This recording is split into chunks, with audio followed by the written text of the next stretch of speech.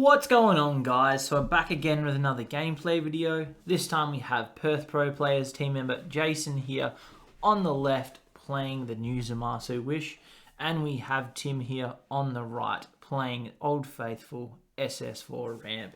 So just before we get started into the gameplay video, I want to give a huge shout out to our sponsor, Team Card Titan. So if you guys want any DBS seal products or DBS singles, make sure you check out that link in the description below. Now, Zamasu Wish. Obviously a brand new leader. Definitely interesting deck. I feel, personally, like if you're going to play this deck, play against U7, see what it feels like, right? The minus, unfortunately, is rather painful. Obviously, indestructible is such a great keyword. The fact that it can't be removed, but the amount of minus that's available within U7, and I think U7 is definitely going to be in the meta for such a long time. So definitely play it against U7 quite a lot. Make sure you're happy with your U7 matchup because it can be rather painful. Because you do have to commit quite a bit, unfortunately, to be able to get things onto the board with this. That's the only thing I recommend for anyone trying to play it, but it is still a really strong deck. Draws a hell of a lot of cards. Obviously, Dragon Balls and Wish decks always did draw a lot of cards, but also having that coercion now in there, which allows you to warp a god and draw two, is absolutely insane, and it refuels them back into the deck too. So you're just drawing. Looks like Stubbs is hitting a fair majority of them here this turn one, which is quite nice, and he's got those nice alt arts. We are going to go for the coercion. We're going to warp a god. Hopefully getting one of the Zamasus or Goku Blacks. We are going for a Zamasu. When I say one of the Zamasus or Goku Blacks, I guess it's one of the ones that have effects from the warp. So that would be the new SR or even the uncommon that is in the set. So both those cards have effects in the warps. The uncommon you can get back. And then Rose can play out or have some extra effects as well, either in drop or warp, which is quite nice. Now, SS4 Ramp, I think most of us at this point know what this deck does, but it's still absolutely insane. It's just very, very strong. As I've said before, it has the new toolkit of having this triple striker Goku that comes in. It's a new counter as well, which is really nice, and I feel like that was kind of something that was missing since we had the Bojack, and that was a little bit sad. Tim getting these like turn one plays as well, which is awesome here. Establishing these Kais is very, very important. This Kai is absolutely insane how strong it is. Just because we will likely, playing a yellow deck, play that Goku that's just been charged, and then also play the Riposte, right? Both of them are absolutely insane cards. As if you're playing yellow and you're not playing at least one of those cards, you know what I mean? So they're so powerful. And the fact that your coercion set it up straight away. You only need one in the drop area. You're already set up, right? Because we've charged a yellow energy, which means that we do have both those cards live right now, which is really nice. Sad thing is obviously you put them back in the deck, but as long as you've still got one charge, you grab it and you awaken, and then you just put it back in the drop area and you've got it there. Tim taking the damage, not obviously threatened at this point. I think that what's going to happen is Wish is going to get out-resourced here, unfortunately. I think the bombs that we are able to establish with SS4 Ramp, and we've got a ramp off, which is great to see here. The fact that we do have a ramp that has hit the board is just, I love it. Like that's exactly what you want to see happen. You want to be able to get those ramps so then we can really put that damage through into the Wish leader, right? We want to be able to put a big threat, swing hopefully a few times potentially, but we definitely want to speed our way up to having the new counter Goku and also the Android 17 turning the tide. Because if you can turn in the tide and have that, that's for life right there, guaranteed, right? Which is great. So it looks like what we're going to do here for Stubbs, he's going to go for his Awaken, gets his draw, and then what he's going to do is just use the leader effect while we're putting it in. So then we can just shuffle it all in. I feel like that's the courteous way rather than having to wait and go back through. We are just going to get Dragon Ball draw. Draw's a hell of a lot of cards, but unfortunately, I guess the price you pay for having to combo and then be able to arrival as well, it kind of sucks a little bit. I feel like Maybe I was needing to find some different Zamasus and Goku Blacks, so some free 5Ks, but I feel like a lot of the time the Zamasus that are in the deck are mostly one-cost combos, which kind of makes it a little bit hard for you to do it. Unless you do find a lot of Goku Blacks, and then you can kind of use them as well as combos. So, looks like we're going to hit 4. Had no doubt what was coming down this here. We do have our double striker Boo, which is a great card once again. Really, really powerful. It looks like we're running the 4-cost Goku that is a blocker, draws a card. I love that card. That card is probably one of my favorites. 4 blue as well. It's just so good being able to pay 1 energy, gain a blocker, draw a card. I just think that's great. So, Boo Unison, we have not uptick, but we've used a ±0. I'm assuming probably we just keep going into leader. I think what we need to do is just keep applying pressure here as much as we can. I think we probably just leave it at 10. I don't think it's worth. Looks like we're going to go for 1 combo at least. So Tim's going for at least 1 combo. I would say probably keep those cards on the board for as long as possible. As I said, hurting a riposte and things like that would suck for blue. Sad thing is on that last ramp, we did see Tim charge his hatch. But that is exactly why you run Zeno super combos. I'm not too sure what his ratio is. He would have at least 2, I would dare say. At least 2, if not more. But you always need that Zeno super combo so you can grab back your hatch or whatever you charge, you know. So it looks like we're going to pass turn, restand Boo, restand energy. Great card. I just love it. So grabbing a Dragon Ball again on this Wish side. Now, this is potentially where we can establish the rare, maybe. Right, we'll see what happens here. See if he is able to establish the rare. So then that way next turn we can get our evolve on it. Again, being blue, probably quite nice not having the minus. So there's no threat there really to what Stubbs' game plan is. But as I said before, if you are planning on using this deck and if you're planning on taking it to a bigger event specifically, I would highly recommend playing against U7 and telling me how it feels, because it can be rather painful just obviously having that and just getting it minused straight away. Now, what we've done is we've used the effect and we've dumped 2 Dragon Balls here. I think we've just dumped the 2 coercions. The great thing here as well is on the back, we are a Saiyan leader, so we can run our Turles on the back, which is awesome. That Turles card, again, one of the great cards that yellow has available. Obviously locked to a Saiyan leader, which is quite nice, so Golden Frieza can't really abuse it too much, but the card is just absolutely phenomenal. So we are going to rest.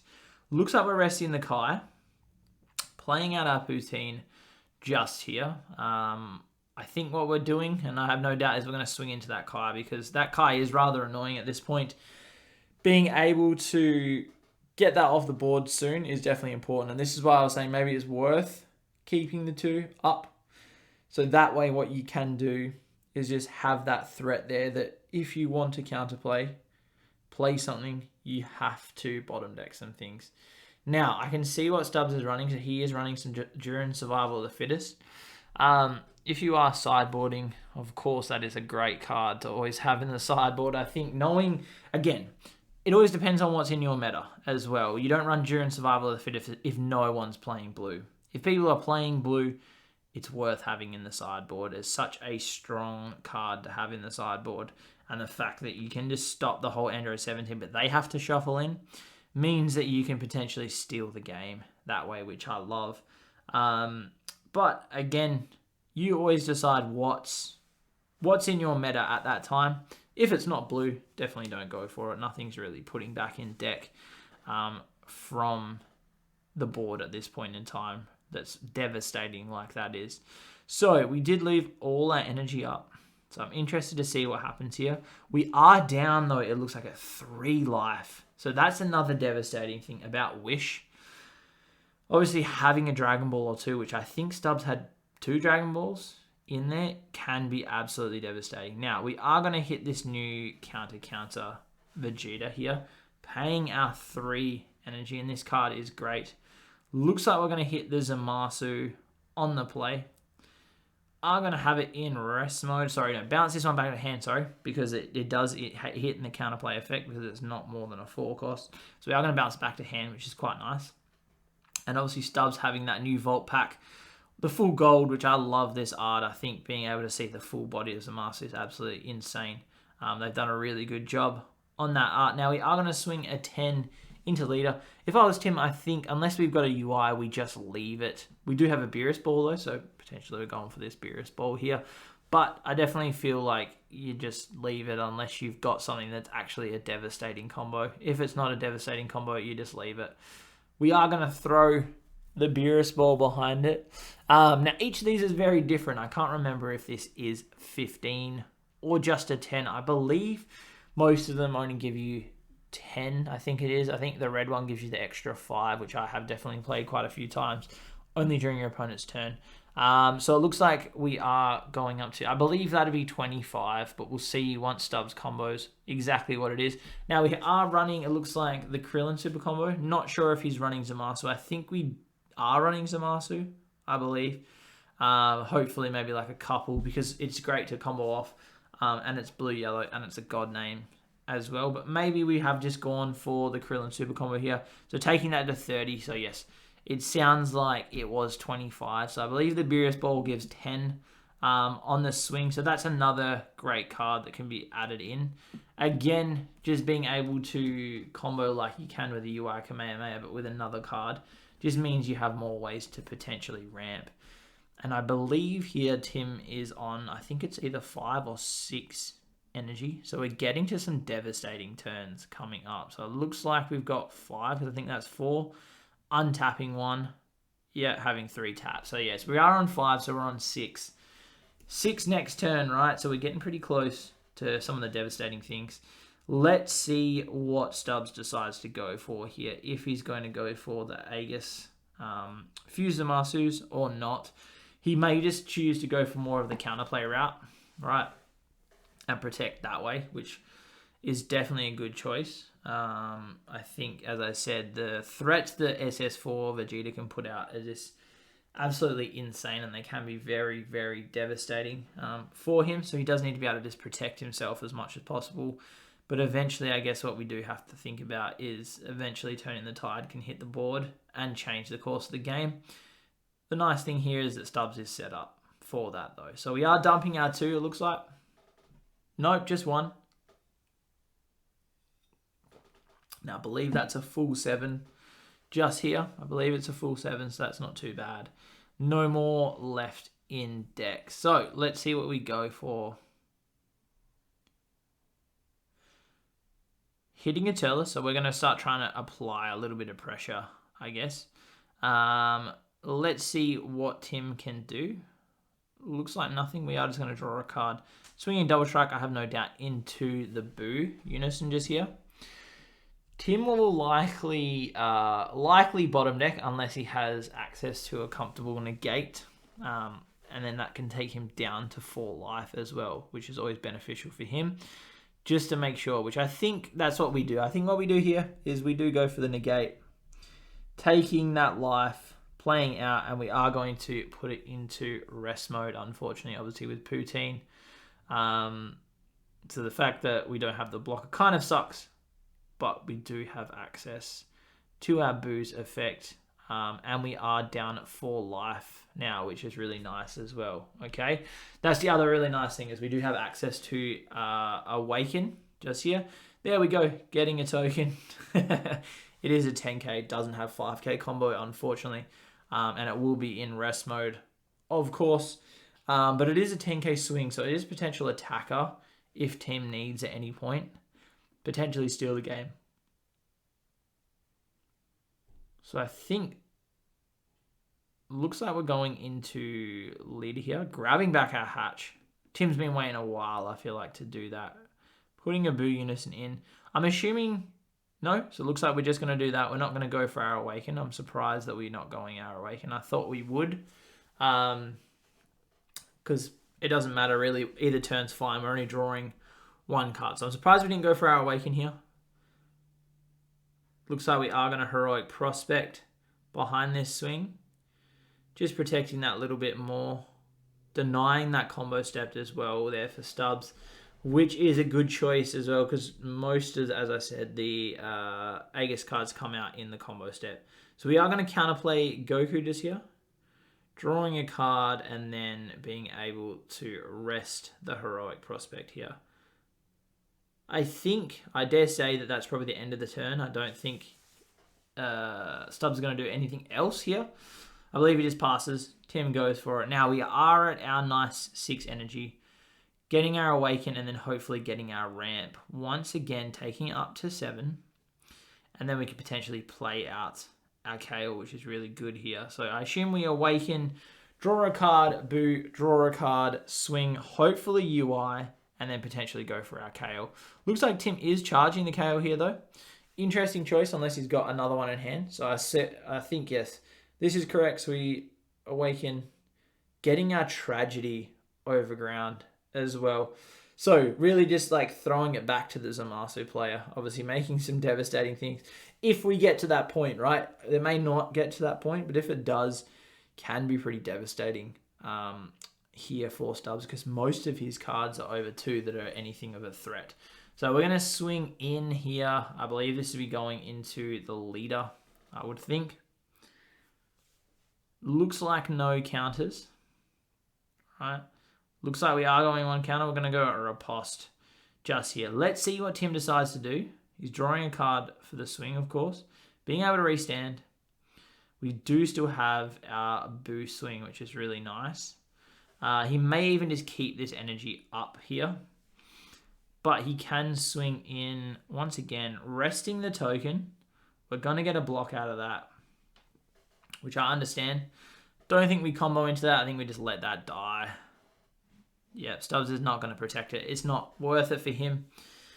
But we need to get Turles. Yes, we need to get Turles off the board here, I think is probably the best choice. The longer that hangs around, more annoying it's going to be. Now, I think Tim rested on a Unison swing, which kind of sucks. Riposte does not rest on Unison swings, and it's hard to remember that sometimes because you get in your head that you should be resting things while you're playing.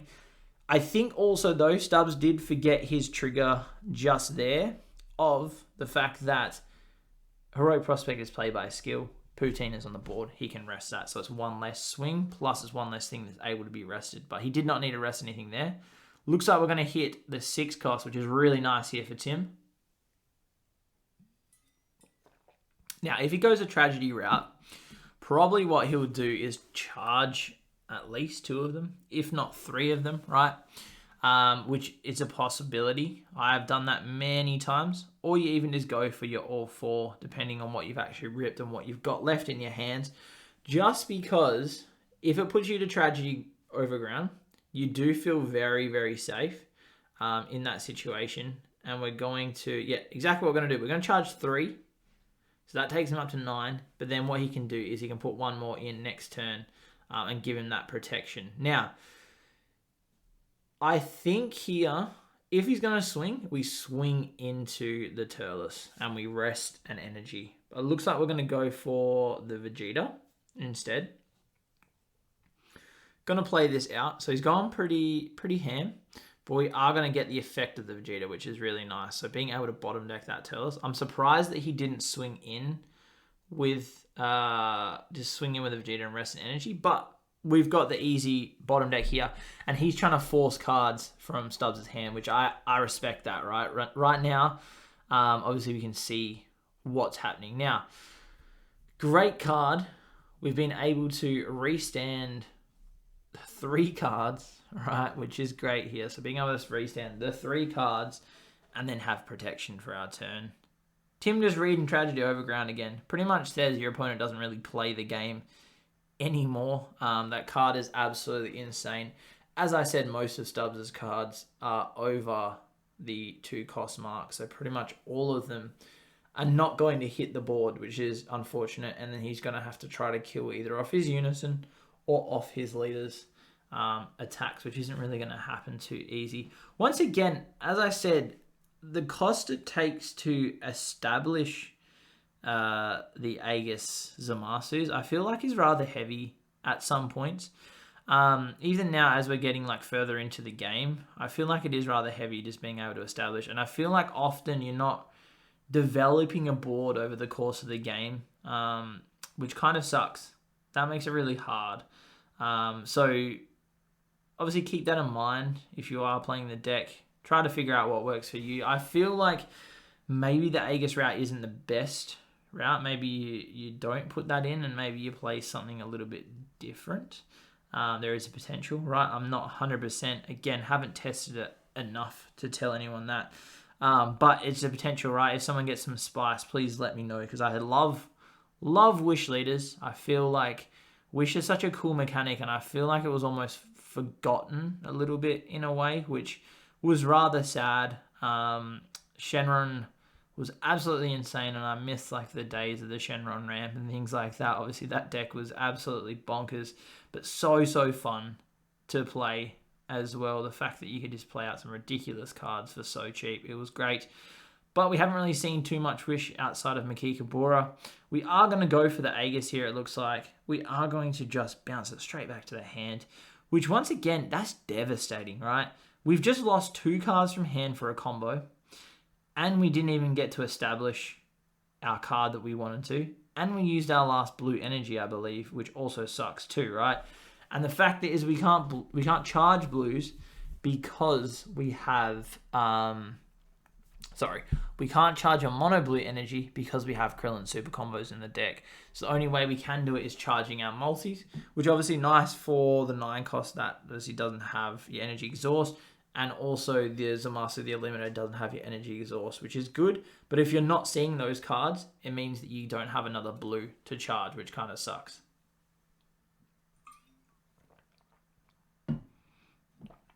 So Tim is picking up, I believe it was a bean. Sorry, I did not catch that one. I believe it was a bean that we picked up, which is quite nice here for Tim. Remembering as well, we do have Hatch in hand. I feel like Hatch is just... It's one of the best SCRs, once again, in the game. It's very strong. Just being able to kind of just stop your opponent's whole turn. I think that was a charge just there. I think we just slipped one in. No, we didn't. We were just reshuffling. So we're up to 10 at this point, right? I dare say that we could probably close out the game on this turn, which is quite nice for Tim. I don't think he needs to go for Tragedy, but if he does, still great. You know what I mean? So we are going to go for Tragedy, which means that Stubbs doesn't really get to play the game, which is really nice for Tim here. So that's going to go into energy. Zamasu has Indestructible, so it goes absolutely nowhere. But now we're going to have to start putting some pressure on. Now, I believe, and I can't remember exactly, I believe Riposte Hole effect is in the counter-attack window. I can't remember exactly. If it is in the counter-attack window, obviously he can still use that and gain those effects. It just won't play the card onto the board. I can't remember off the top of my head if it's full counter-attack or it is in the auto. If it's in the auto, it doesn't get its effect, which is rather sad. Tim picking out that bean was probably quite nice, being able to untap this energy, get a little bit back. I think Tim's probably counting that eventually Stubbs has to counterplay or counterattack or something, which means that he'll be able to restand this, and it's 20k, which is really nice. So it looks like we're going to take it to 25k here. That old special number, it's always a little bit awkward to combo out of a 25. You start using super combos and other things. Stubbs having the SCR in hand, the Sin. I don't think we're going to get to play that, unfortunately, with Tragedy, which it sucks quite a bit. We do have a Final Flash in hand as well. So, of course, what we're going to have to do is keep that in mind, making sure we're not going in on a battle card if we're going in with something that has Double Strike.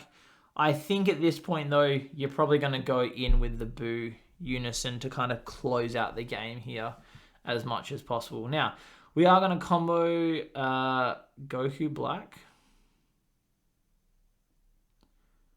We're going to play out the Goku Black. What this allows us to do, right, is play the card from the Warp for 2 energy, and then on play, you can switch one of your opponent's non-leader cards to rest mode, right? So what Stubbs has done is, I guess he's trying to delay a little bit the fact that he's not going to be able to close out with the Boo Unison this turn. So taking it to 25, taking it to 30k, which is quite nice. Great thing is that is Activate Battle, being able to rest something. The other thing is that's kind of nice for triggering Bergamo, right? If you're a deck that is running Bergamo, quite a nice trigger. 2 energy, rest something that's not leader, swing, hit Bergamo, and then kind of rest a little bit more, right? So that is really, really strong. I like that quite a lot. So I think that Goku Black card is just kind of generically good. There's a potential that you could just pay the energy for it.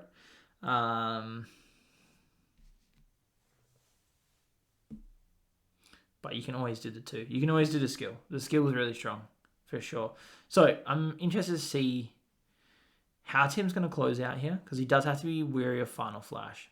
What I think is we need to play the resource game here.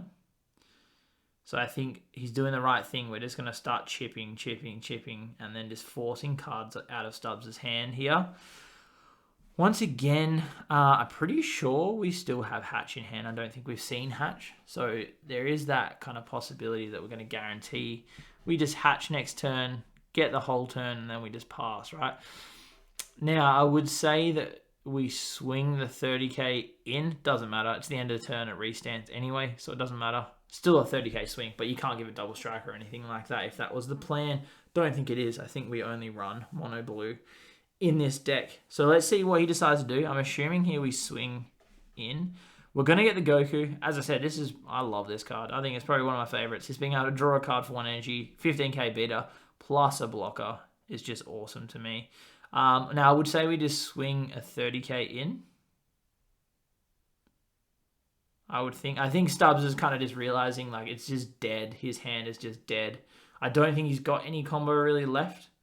I'm surprised that Tim didn't go for the 30k swing just into the leader, just putting him to 1. So that way we can just close out next turn. But maybe he's playing the slow game, and that's fine. That makes sense as well. Not giving your opponent resources when they're in an awkward position. So it looks like we're going to charge our SCR. It's an expensive charge, that's for sure. Expensive charge. Now, restanding energy, restanding Boo, having 3 blockers on the board, right, is great. 3 blockers is great. We are able to play our Zamasu because it's an energy cost of 2, which allows us to get underneath Tragedy Overground, right? So we do have access to that, which is quite nice here for Stubbs. So he's going to hit, it looks like there's a Zamasu. I'm assuming bottom decking, so bottom deck, or rest, the Vegeta. He doesn't get a bottom deck because there's nothing being played, but he gets the rest of the Vegeta. 1 less block, right, which is quite nice. We're going to hit another Zamasu here. 1 less block once again, right? So we're going to tap the 2. Hitting the other blocker, drawing a card. So really just trying to get something going. I'm assuming here we triple attack on the leader. As I said, pretty sure we've got Hatch though to just defend. Looks like we're just going to go for the draw. I dare say that we just snap Hatch off this here. Just have the protection. Why not? You know what I mean? Like, it's extra 40k swing. We just snap Hatch off, turn in the Tide back into the deck. I don't know if, I think as I was going to say, I don't think you discard Turning the Tide. I think you just throw Turning the Tide down next turn, and it guarantees you the game. There's no way that Stubbs is coming out of that. So I'm pretty sure that's it. Unfortunately, I think that is it for Wish here. Pretty sure the Ramp's just going to take it. They've got a lot of swings on the board. Stubbs isn't really able to play anything. Looks like, okay, we're going to hit KO everything and rest. That's fine. Doesn't matter. We only need the Boo if we hit a Turning the Tide. You know what I mean? And he can't play anything else. So he doesn't have the defense really here. So I'm assuming... actually, we could play a blocker unless we're tapped. We have 1 energy and it's black. So yes, we have nothing, unfortunately. And that's switched his super combos off as well, which is rather painful, the fact that we have a black energy. So Turning the Tide... Shuffle back in. As I said, I don't think it really matters at this point.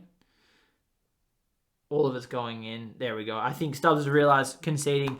There we go, guys. Unfortunately, Wish not able to, I guess, muster too much. But SS4 Ramp still popping off like always. Hope you guys enjoyed the video. If you did, remember to like and subscribe and hit that bell to stay notified. And we'll catch you on the next one.